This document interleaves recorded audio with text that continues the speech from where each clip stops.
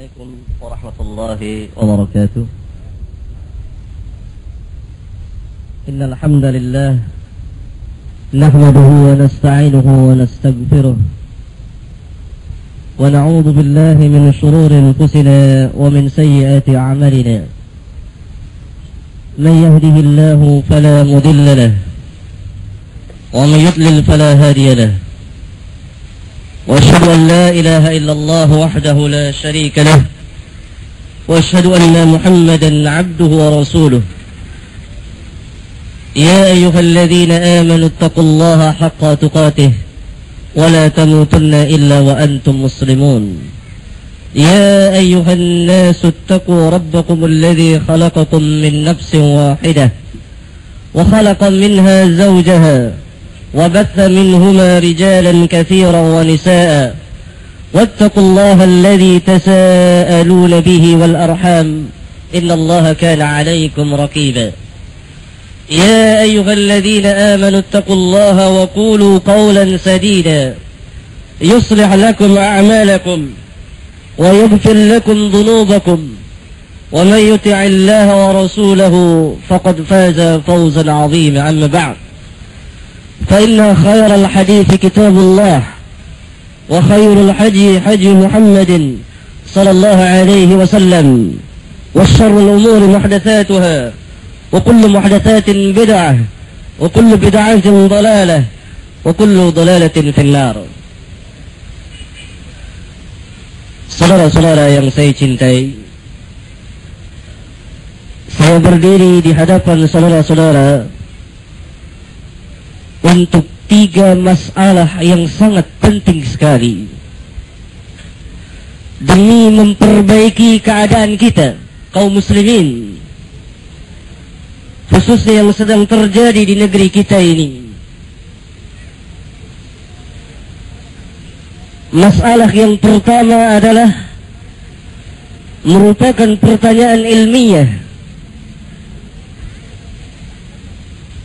Apakah yang telah kita tinggalkan? Apa yang telah kita tinggalkan?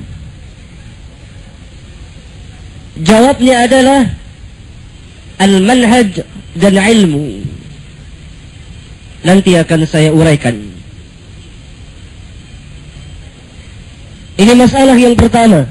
Masalah yang kedua, kerusakan apa yang telah kita lakukan sehingga kita menjadi hina, bahkan penuh keluhan. Maaf kalau tadi saya mendengar imbauan atau seruan atau merupakan syair dari Sabili. Pada hakikatnya ini merupakan keluhan dan kelemahan dari kita yang keluar.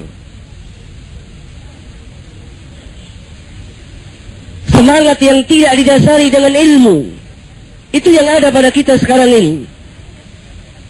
Kerusakan apa yang telah kita lakukan? Jawabnya pertama, asyirk. Syirkun billah. Syirik kepada Allah. Entah berapa puluh juta kaum muslimin di negeri kita ini melakukan kesyirikan, baik syirik besar maupun syirik kecil. Yang kedua, al-bid'ah. Bid'ah begitu tersebarnya.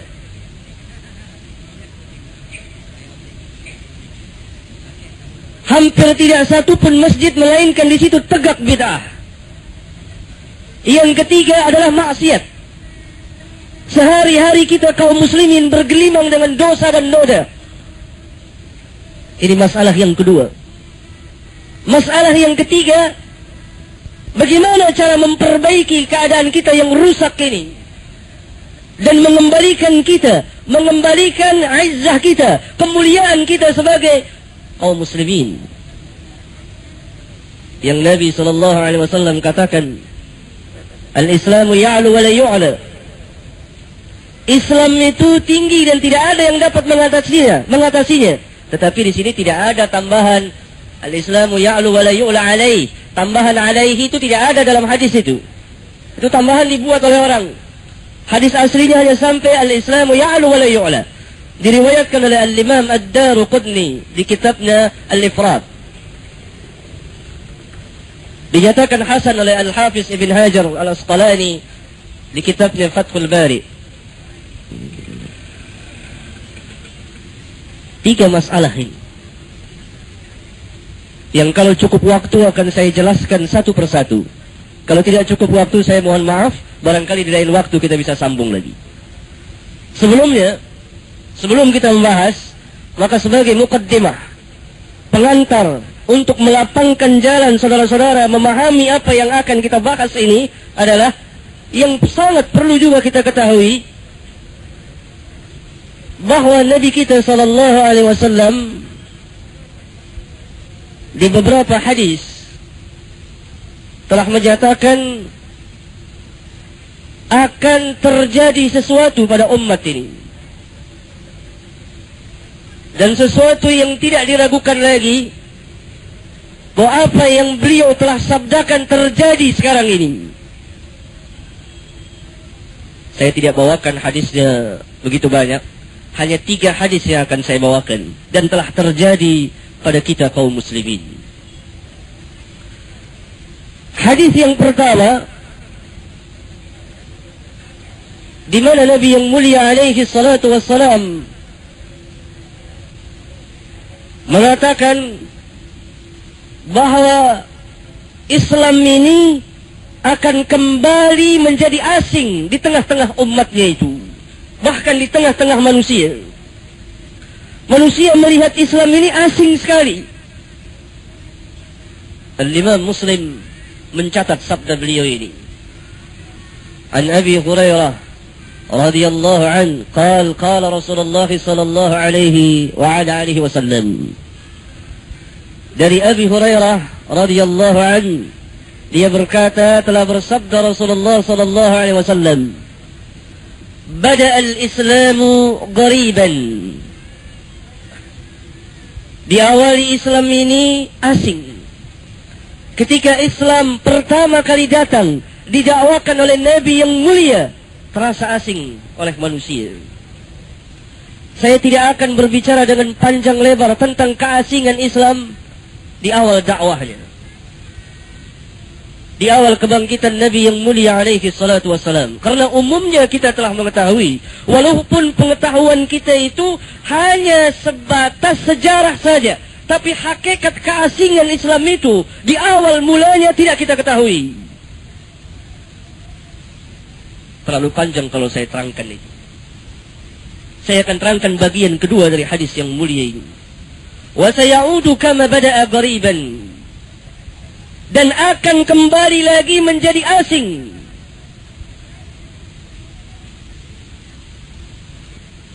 Kita melihat betapa asingnya seorang muslim yang menegakkan menjalani sunnah Nabi, bahkan seorang dai yang mendakwakan sunnah Nabi. Pertama, asing di tengah-tengah keluarganya, asing di masyarakatnya, asing di tempat-tempat peribadatannya, masjid-masjidnya, seolah-olah dia hidup sendiri di permukaan bumi ini. Kaum muslimin umumnya sekarang terheran-heran, merasa asing, merasa aneh kalau ada satu masjid tidak merayakan maulid Nabi. Asing, kok masjid ini tidak merayakan maulid? Karena maulid yang bid'ah munkarah ini telah menjadi sunnah di mata, di hati kaum muslimin. Asing.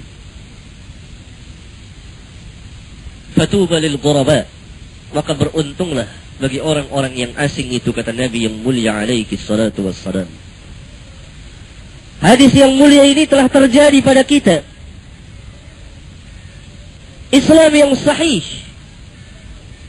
Jadi kalau kita katakan Islam yang sahih, berarti ada Islam yang tidak sahih. Iya.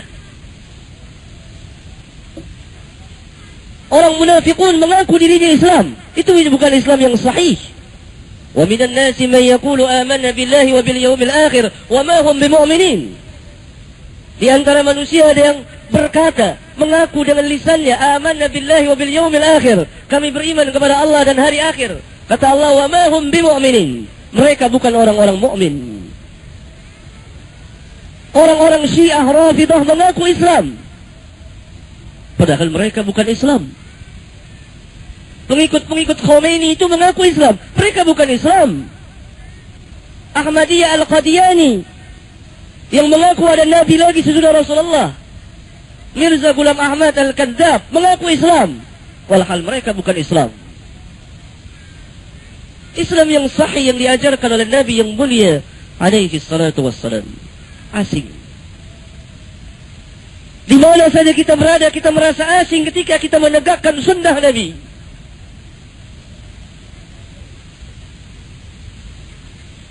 Hadis yang kedua, Rasulullah alaihi salatu wassalam pernah bersabda, yang diriwayatkan hadis ini dari jalan Abdullah bin Amr bin As radhiyallahu anhuma, yang dicatat oleh Al-Imam Al-Bukhari, Muslim, Ahmad dan lain-lain imam ahlul hadis, begitu banyak. Abdullah bin Amr bin As pernah mendengar Nabi yang mulia alaihi salatu wassalam, "Inna Allah la yaqbidul ilma intiza'an yantazi'uhu min al-ibad, walakin yaqbidul ilma biqabdil ulama, hatta idza lam yubki 'aliman ittakhadha an-nasu ru'usan juhala, fasu'ilu fa'aftau bighairi 'ilmin fadallu wa adallu." Sesungguhnya Allah, kata Nabi, tidak mencabut, mengangkat ilmu begitu saja dari dada-dada manusia. Ilmu ini Allah yang berikan, dan Allah tidak berikan kepada kita kecuali sedikit. Wa ma utitu minal ilmi illa qalila. Tidak kamu diberikan ilmu kecuali sedikit. Allah juga nanti akan mengangkat ilmu ini. Inna Allah la yaqbidul ilma intiza'an yantazi'uhu minal ibad.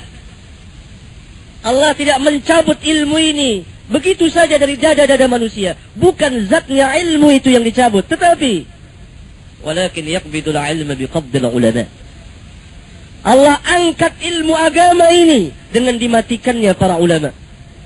Hatta idza lam yubki 'aliman, sehingga apabila tidak tertinggal lagi orang alim di permukaan bumi ini, yang dalam riwayat Imam Muslim dikatakan sedikit sekali orang alim di permukaan bumi ini, ittakhadhan nasu ru'usan juhala, maka orang banyak manusia pun akan mengangkat pemimpin-pemimpin mereka, tokoh-tokoh agama mereka yang kata Nabi, juhala, orang-orang yang bodoh-bodoh.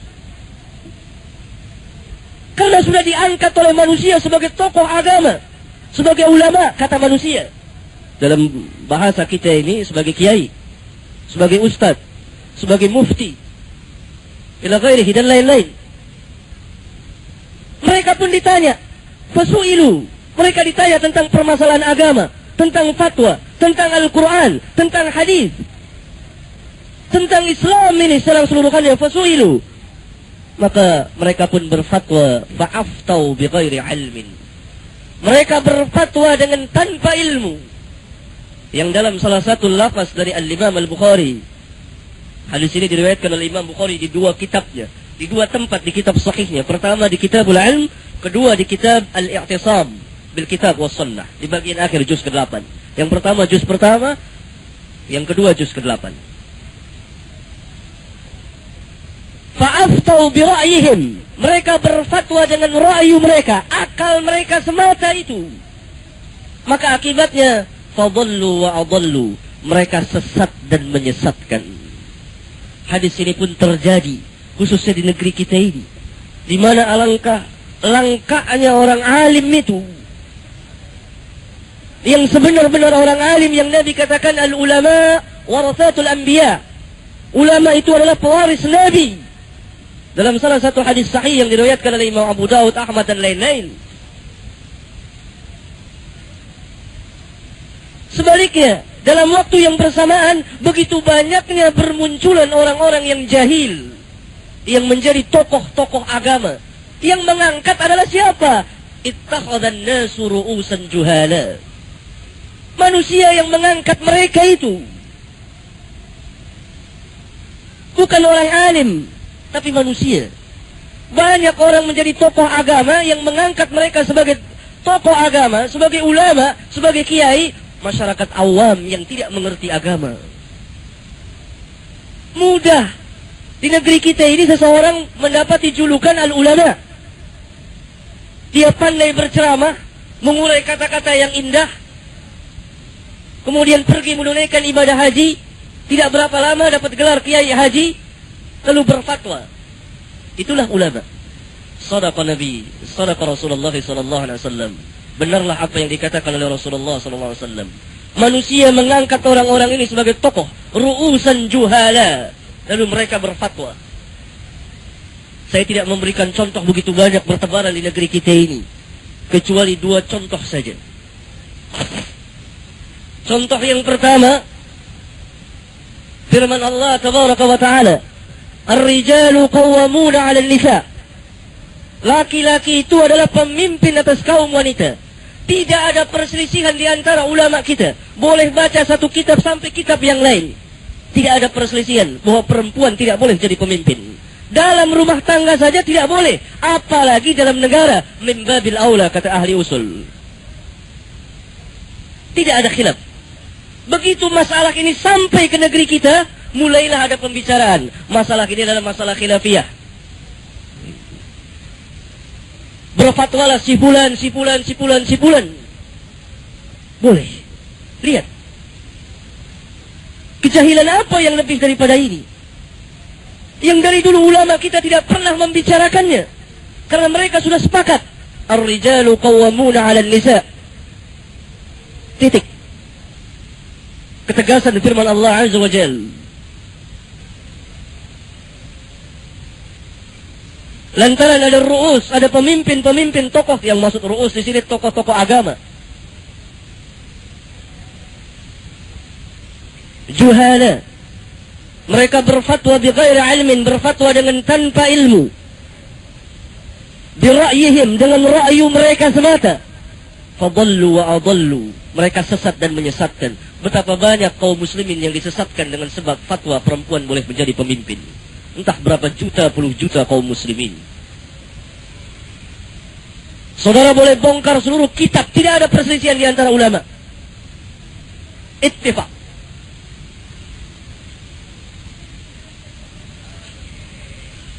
Contoh yang lain, yang kedua. Selamatan kematian yang sering diadakan oleh saudara-saudara kita itu ittifaq ulama dari 4 mazhab, dan seluruh ulama mengatakan itu bid'ah munkarah. Tidak ada seorang pun ulama, tidak ada satu pun kitab ulama kita yang mengatakan itu masalah khilafiyah, apalagi mengatakan itu sunnah muakkadah. Begitu sampai di negeri kita dikatakan itu masalah khilafiyah. Bahkan ada yang menjadi pejuang-pejuang untuk membela masalah ini. Ru'usan juhala. Kalau saya turunkan satu persatu, ratusan contohnya bertebaran di negeri kita ini. Dari fatwa-fatwa yang sesat dan menyesatkan itu. Kita lanjutkan. Hadis yang ketiga. Hadis ini diriwayatkan oleh Al-Imam At-Tabrani di Mu'jam Kabir. Kalau saya tidak salah ingat nomor hadisnya 695, terus kurang lebih gitu, 690 gitu. 690-an kalau tidak salah. Di silsilah as-sahihah juz kedua. Bunyi hadisnya seperti ini. Inna min asyratis sa'ah ayyultamas al-'ilm 'inda al-'asagir. Inna min asyratis sa'ah, sesungguhnya sebagian dari tanda-tanda hari kiamat itu, ayyultamas al-'ilmu 'inda al-'asagir. Manusia mencari ilmu agama ini dari orang-orang al-asagir. Terjemahannya yang rendah. Apa maksud al-asagir? Apa yang dimaksud dengan al-asagir? Al-Imam Ibn al-Mubarak mentafsirkan al-asagir ahlul bid'ah. Ahlul bid'ah. Tafsir yang lain dari al-asagir adalah orang-orang yang kecil ilmunya, yang tidak memiliki ilmu agama. Maka tanda-tanda hari kiamat, manusia berbondong-bondong belajar kepada orang-orang al-asagir ini. Shadaqa Rasulullah sallallahu alaihi wasallam. Kita katakan sekali lagi, benarlah apa yang dikatakan Rasulullah sallallahu alaihi wasallam. Majelis-majelis ahlul bid'ah, majelis-majelis orang yang tidak memiliki ilmu dipenuhi oleh manusia. Entah berapa ribu, berapa puluh ribu. Dan orang mengikutinya dengan taklidul a'ma, taklid buta.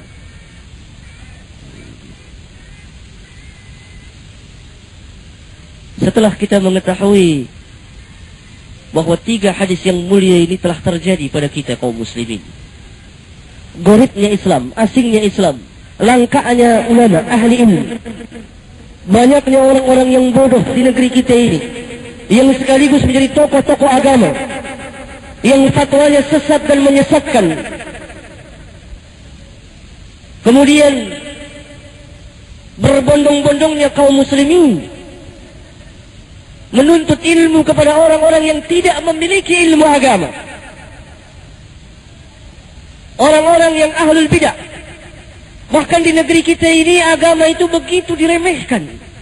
Siapa saja berhak berbicara agama. Hatta artis pun, pelawak pun bicara agama di negeri kita ini. Fa inna lillahi wa inna ilaihi raji'un. Saudara-saudara yang saya cintai, menjalani agama Islam ini sangat mudah sekali.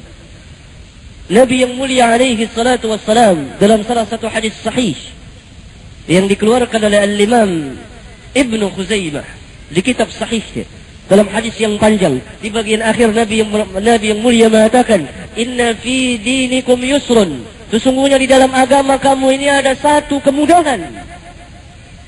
Bahkan dalam hadis sahih yang diriwayatkan oleh Imam Bukhari dan Muslim, Nabi bersabda kepada sebagian sahabatnya, yassiru wa la tu'assiru, basyiru wa la tunaffiru. Mudahkan, jangan mempersukar manusia. Beri kabar gembira kepada manusia, jangan membuat manusia lari. Menjalani agama Allah ini sangat mudah sekali. Tetapi mendakwakan agama Allah sungguh sangat berat sekali. Mudah menjalani agama Allah, mendakwakan agama Allah ini berat. Harus dipenuhi persyaratannya. Maka itu Nabi katakan al-ulama warathatul anbiya. Para ulama itu adalah pewaris Nabi. Apa yang dimaksud itu?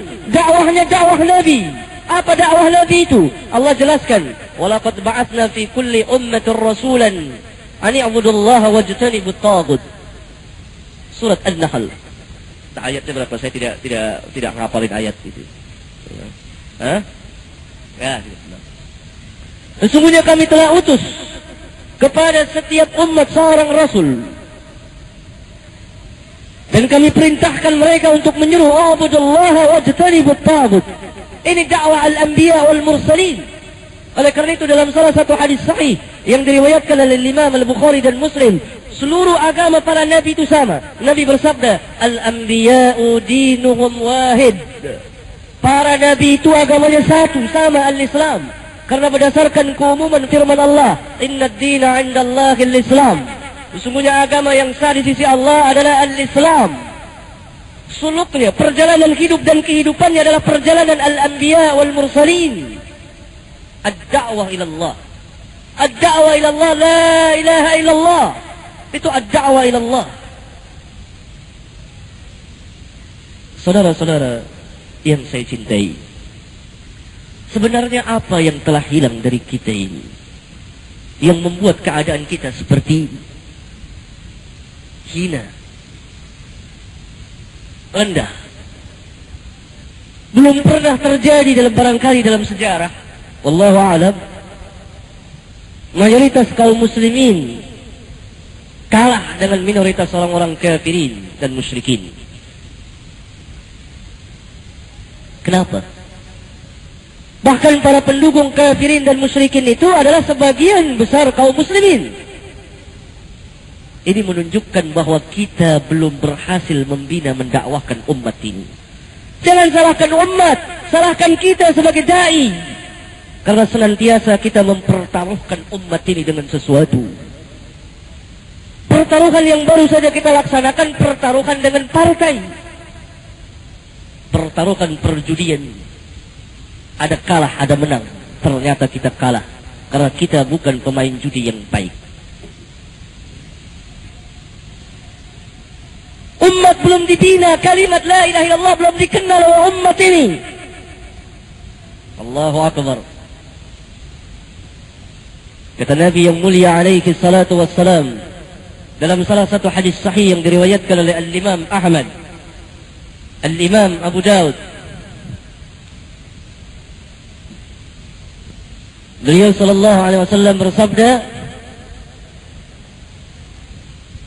"Idza tabaya'tum bil 'ainah wa akhadhtum adnab al-baqar wa raditum biz-zar'i wa taraktum al-jihad, sallatallahu 'alaykum dhullan la yanzi'uhu hatta tarji'u ila dinikum."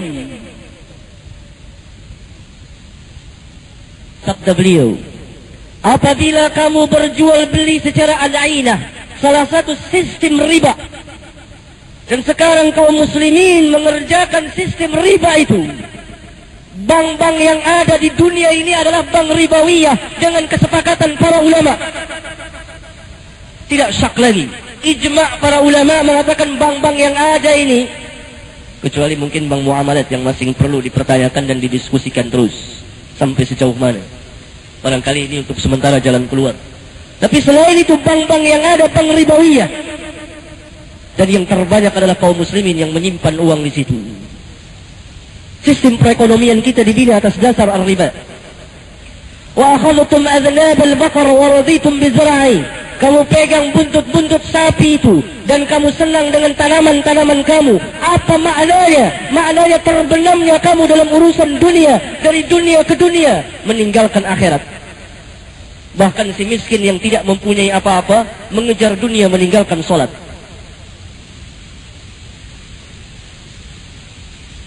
Terbenam dalam kehidupan dunia ini, meninggalkan akhirat. Siapa yang mengejar dunia, dia tidak akan memperoleh dunia. Para sahabat itu adalah jisim mereka di dunia, tapi hati mereka di akhirat.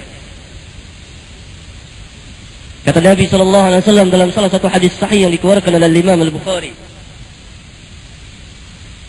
"Kun fid dunya ka'annaka gharibun aw 'abiru sabil." Jadilah engkau di dunia ini seolah-olah engkau orang asing atau orang yang sedang mengadakan perjalanan. Dunia ini bukan tempat sementara, bukan tempat selama-lamanya, tapi hanya sementara. Para sahabat hatinya tertuju ke akhirat, mereka memiliki dunia. Apa yang tidak dimiliki oleh para sahabat? Wa taraktumul jihad, dan kamu tinggalkan jihad. Jihad yang tertinggi adalah jihad ilmiah, jihad mempertahankan al-iman. Sebelum jihad dengan pedang, itu jihad dengan ilmu dulu. Sebagaimana jihadnya Ibrahim, sebagaimana jihadnya Ibrahim dengan Namrud, jihadnya Musa dengan Fir'aun, jihadnya Rasulullah alaihi salatu wassalam di Makkah dengan orang-orang kufar Quraisy. Begitu. Ilmu. Kalau ini ditinggalkan oleh kita, sebagian yang dikerjakan, sallallahu alaikum dhullan. Allah akan memberikan kekuasaan kepada orang-orang kufar untuk menguasai kamu. La yanzi'uhu. Allah tidak cabut kehinaan itu hatta tarji'u ila dinikum, sampai kamu kembali kepada agama kamu. Sampai kamu kembali kepada agama kamu, hatta tarji'u ila dinikum. Kita orang Islam diperintah kembali kepada agama kita. Keadaan kita pun seperti ini. Mengerjakan riba, meninggalkan agama kita, terbenam dalam kehidupan dunia, meninggalkan akhirat. Bukan berarti kita harus meninggalkan dunia, tidak. Ini agamanya orang sufi. Yang sekarang ini dikembangkan agama sufi ini, tasawuf. Bahkan ada pelajaran khusus katanya di TV. Ini bukan dari Islam. Kata ulama kita, dinus sufi, agamanya orang sufi, bukan dinul Islam.